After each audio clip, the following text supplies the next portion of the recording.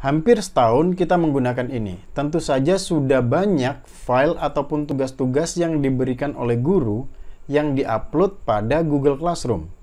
Kalau itu terus-menerus dilakukan dengan Gmail pribadi yang biasanya itu hanya diberikan oleh Google sebanyak 15 GB, maka tidak menutup kemungkinan storage yang diberikan oleh Google 15 GB tersebut akan penuh.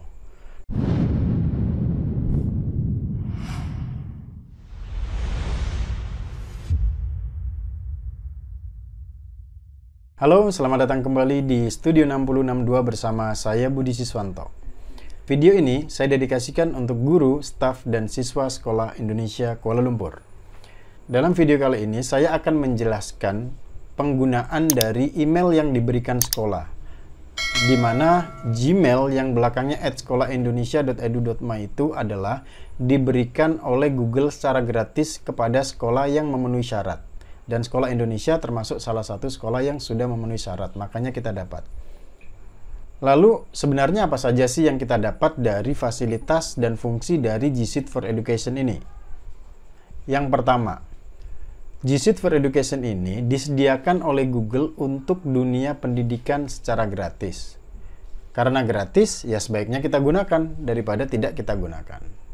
Yang kedua, selama pandemi ini, kita telah melakukan pembelajaran secara online menggunakan Google Classroom, di mana Google Classroom itu kita menggunakan akun sekolah ini, yaitu G Suite, di mana belakangnya @sekolahindonesia.edu.my. Kenapa kita harus menggunakan email ini? Karena ini memudahkan manajemen bagi sekolah atau guru mengetahui nama dari siswa tersebut. Karena biasanya kalau menggunakan email siswa atau email orang tua, nanti yang keluar di Google Classroom itu adalah nama orang tua atau nama siswa yang terkadang tidak menggunakan nama aslinya.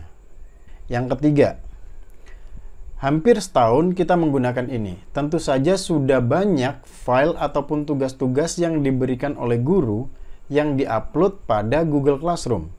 Kalau itu terus-menerus dilakukan dengan Gmail pribadi, yang biasanya itu hanya diberikan oleh Google sebanyak 15 GB, maka tidak menutup kemungkinan storage yang diberikan oleh Google 15 GB tersebut akan penuh. Nah, jika kita menggunakan G Suite ini, itu mempunyai kapasitas yang tidak terbatas. Apakah untuk guru saja? Tidak. Semua yang mempunyai akun @sekolahindonesia.edu.my itu mempunyai drive yang kapasitasnya unlimited, bisa digunakan secara pribadi. Yang keempat, selain itu, di G Suite for Education itu mempunyai yang namanya share drive. Dan ini juga tidak dimiliki oleh Gmail yang biasa. Apa itu share drive? Yaitu sekolah ataupun siapa saja yang memiliki akun ini dapat membuat satu folder untuk dibagikan kepada email yang berada pada domain yang sama atau keluar dari domain sekolah seperti Gmail biasa. Ini sudah bisa kita lihat ketika kemarin kita pembagian rapot. Jadi sekolah membuatkan satu folder khusus untuk siswa tersebut. Jadi tinggal diletakkan aja rapor soft copy-nya di situ.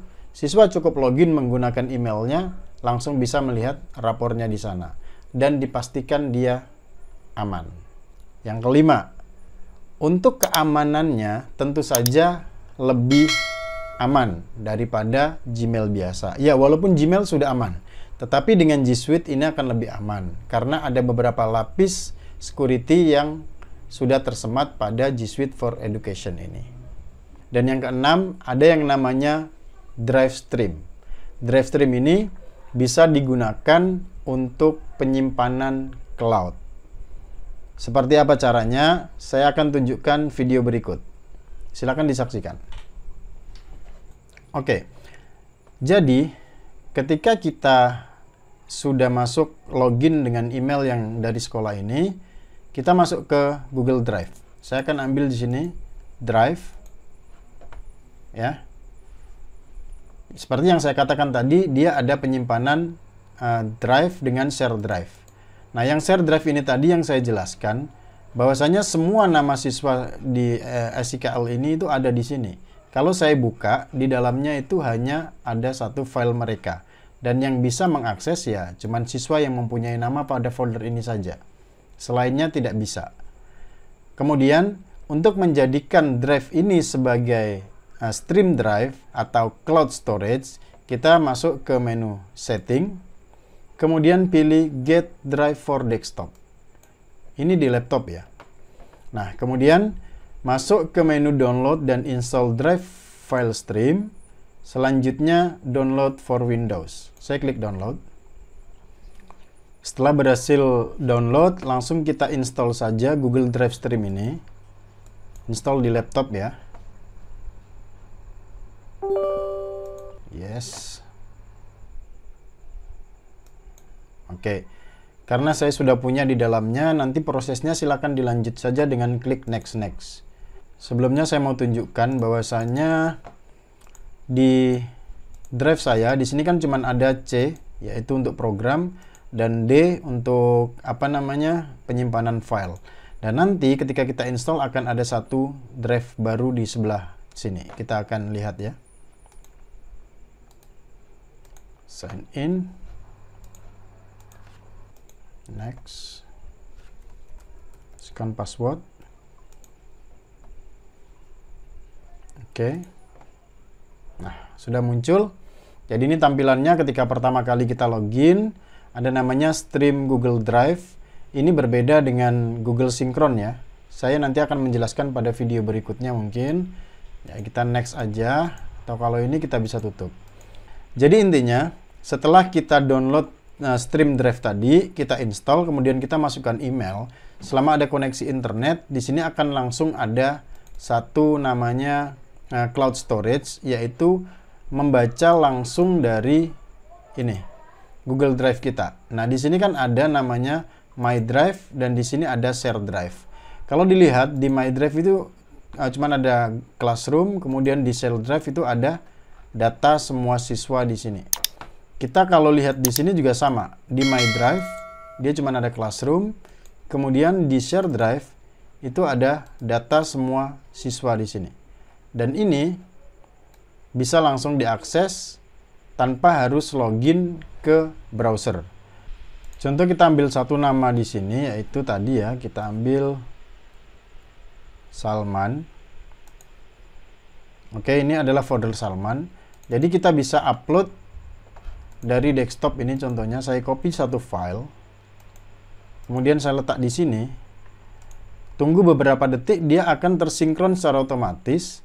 Dan kemudian dia akan sudah masuk di foldernya sini secara online. Nah, ini. Begitu juga sebaliknya, kalau saya membuat folder di bagian online-nya ini, contoh saya membuat file. Oke, saya buat tes 2. Saya kasih nama tes 2. Dia juga akan kembali sinkron ke yang di folder sini. Nah, ini sudah masuk kan? Ini adalah yang kita buat secara online dan sebaliknya. Jadi Google Stream Drive ini akan membuat satu yang namanya cloud storage.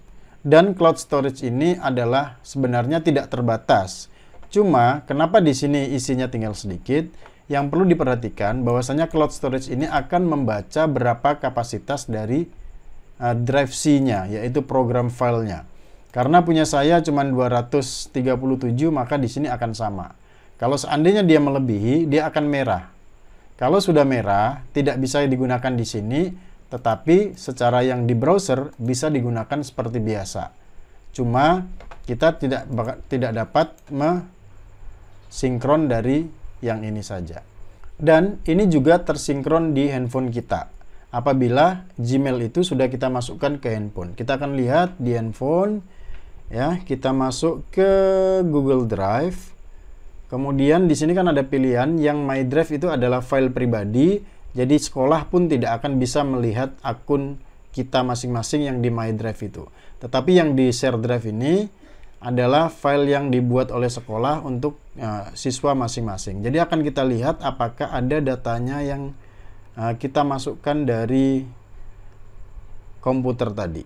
Kita lihat, kita cari namanya. Nah, ini Salman. Nah, oke, ada kan? Ada, filenya itu sama dengan yang ada di sini. Yang ada di Google Drive juga sama. Kalau saya juga bisa membuat dari handphone, maka dia juga akan tersinkron di laptop juga. Contohnya saya membuat file Excel di sini. Ya, file Excel saya kasih nama test juga. Create. Oke. Jadi ketika kita sinkron sebentar, nah ini file Excel-nya sudah keluar. Dan sama, dia akan juga keluar di bagian sini. Kalau ini contohnya yang di namanya di laptop saya tukar, rename test 3 gitu ya. Test 3. Kemudian saya oke, maka yang di handphone juga akan bertukar kalau saya refresh. Nah, itu tes 3. Jadi intinya, dari satu Gmail yang diberikan oleh sekolah ini memberi banyak manfaat untuk kita. Kita bisa mendapatkan kapasitas Google Drive yang tidak terbatas, kemudian terbagi menjadi 2. Yang pertama adalah My Drive, kita bisa kelola secara privat, yaitu untuk file kita sendiri. Dan yang kedua, kita juga bisa mempunyai share drive. Share drive ini bisa di-share kepada siapa saja yang mempunyai email yang sama di sini atau di email yang lain.